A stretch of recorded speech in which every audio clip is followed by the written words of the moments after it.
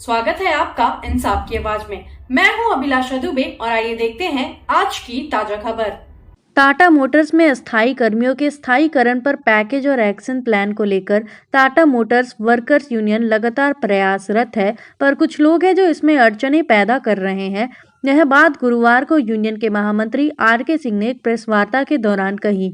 R K. Singh ने कहा कि अस्थायी कर्मियों के मुद्दे को लेकर यूनियन लगातार प्रबंधन और सरकार के साथ वार्ता कर रही है। अगर यह एक्शन प्लान अमल में आता है तो यूनियन के साथ साथ अस्थायी कर्मियों के लिए भी एक बड़ी उपलब्धि साबित होगी, पर कुछ लोग इसे लागू नहीं होना देना चाहते हैं।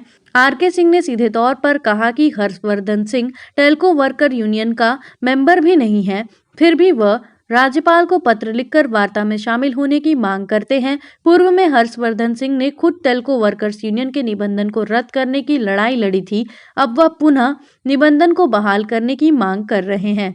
प्लांट हेड के साथ चल रही वार्ता में आर.के. सिंह ने बताया कि सभी अस्थायी कर्मी यूनियन से आस लगाए बैठे हैं कि स्थायीकरण में उनका नंबर कब आएगा। इसको लेकर प्लांट हेड के साथ वार्ता चल रही है और जल्द ही इसका परिणाम भी सामने आएगा। टाटा मोटर्स वर्कर्स यूनियन अपने मजदूरों के लिए काम करती है और साथ ही वह प्रबंधन के लिए भी काम करती है। ऐसे में कुछ लोग इस उपलब्धि से जल रहे हैं और वे नहीं चाहते हैं कि यूनियन मजदूर हित में काम करे। जैसे वार्ता जो अभी प्रोग्रेस कर रही है, इसमें कुछ लोग जो है इसको बाधा डालने का प्रयास कर रहे हैं और गलत अपना उसमें क्लेम कर रहे हैं कि नहीं हम भी इसमें भाग लें। उसी सब बातों को कि जो क्लेमर है दे आर कम्प्लीटली इनवैलिड, वो आज के दौर में वैलिड है नहीं।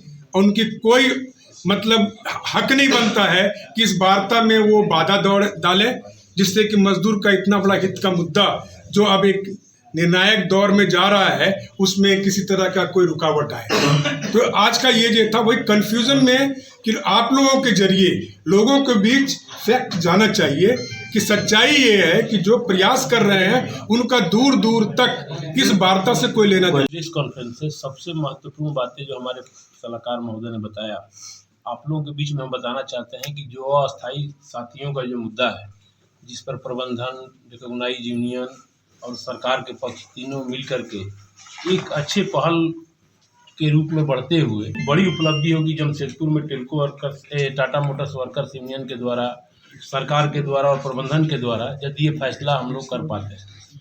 और उसी फैसले के बीच में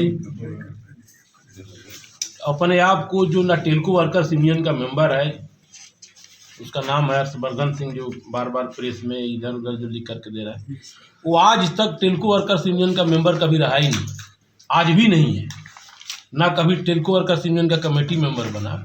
और वो व्यक्ति आए दिन कुछ ना कुछ ये जो चल रहा है इतना बड़ा समझौता, उसमें चिट्ठी लिख करके उप श्रमायुक्त महोदय के यहाँ, माननीय लेबर कमिश्नर साहब के यहाँ, मंत्री जी के यहाँ, जहाँ तक आज भी माननीय राज्यपाल महोदय के यहाँ भी चिट्ठी लिखा गया है।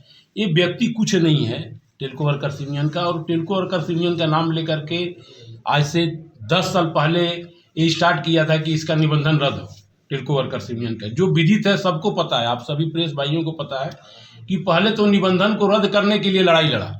जिस समय चंद्रभान सिंह टेल्को वर्कर्स यूनियन के महामंत्री थे और प्रेसिडेंट राजेंद्र बाबू थे, उस समय ये लड़ाई लड़ा पूरा टीम जो आज बात कर रहा है, वो लोग लड़ा कि इसका निबंधन रद्द हो। टाटा मोटर्स वर्कर्स यूनियन के एक भी सदस्य, ना कोई थाना में ना लेबर विभाग में हम लोग आवेदन दिए हों कि इसका निबंधन रद्द हो। जबकि जो वर्तमान में यूनियन है, जो लोकप्रिय यूनियन है अपने मजदूरों के लिए, समाज के लिए, उस यूनियन के निबंधन को भी रद्द करने के लिए इन लोगों ने चिट्ठी लिखा, लेकिन हम लोग का निबंधन सही काम हो रहा, रद्द भी नहीं हुआ। 980 यूनियन का जो निबंधन रद्द हुआ उसमें टेल्को वर्कर्स यूनियन का भी निबंधन रद्द हो गया। ये व्यक्ति के द्वारा जब निबंधन रद्द करने के लिए बोला गया तो रद्द नहीं हुआ, अपने 980 में निबंधन रद्द हुआ और आज फिर ये पुनः उसका बहाल करने की बात कर रहा है। आज के डेट में टेल्को वर्कर्स यूनियन का निबंधन रद्द है। माननीय कोर्ट के द्वारा जहां भी लोगों ने आवेदन दिया वहां से खारिज किया गया और उसके बाद जो फैसला लेने की बारी आई है। आज मेन जो हम लोग का प्रेस कॉन्फ्रेंस का बात है, जो सलाहकार महोदय ने बताया, ये बहुत बड़ी बात है। एक एक घर में आज आशा लगा करके लोग बैठे हुए हैं कि मेरे बेटे का, मेरे पति का नंबर आएगा, और उसमें व्यवधान डालने का ये काम किए। आज से कुछ दिन पहले भी प्रेस कॉन्फ्रेंस में आप लोगों को बताया गया था कि आवेदन दिए कहीं और सोशल मीडिया में इनका आया था बयान की यदि हमको वार्ता में शामिल नहीं किया जाएगा तो केस ट्रिब्यूनल में चले जाए। तो आप बताइए कि इनके नहीं जाने से केस को ट्रिब्यूनल में पहुंचाया जाएगा तो जिनके घर में आशा लगा हुआ है कि हमारा पति परमानेंट होगा, भाई होगा, बेटा होगा, उस घर में क्या गुजरेगा। ये उसके लिए महत्वपूर्ण है और टाटा मोटर्स वर्कर्स यूनियन के लिए महत्वपूर्ण दिन है कि हम लोग रिक्वेस्ट कर रहे हैं वैसे लोगों से कि आपको ट्रेड यूनियन करना है तो बहुत प्लेटफॉर्म है, आप कीजिए। आप ट्रेड यूनियन में कुछ है भी नहीं और इस तरह का गलत बयानबाजी जो कर रहे हैं उससे आप टाटा मोटर्स वर्कर्स यूनियन इसके लिए आपसे पहले रिक्वेस्ट करती है और इस तरह की आदतों से आप प्रायः हमेशा उलझने का प्रयास किया, हम लोग उसमें नहीं जाएंगे। हम लोग बहुत बड़ा समझौता के पक्षधर हैं और आने वाले समय में हम लोग बाइसिक साथियों के लिए कुछ अच्छा करेंगे, इस विश्वास के साथ आपको हम लोग बताना चाहते हैं कि बहुत कम दिन में कुछ अच्छा निर्णय होगा, हमको उम्मीद है।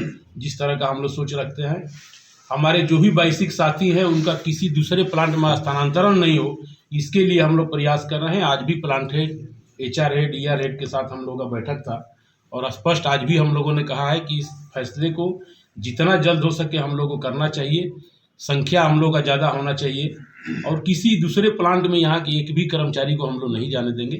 तो इस खबरों में फिलहाल इतना ही। कल फिर हम हाजिर होंगे एक नए समाचार के साथ। तब तक के लिए धन्यवाद।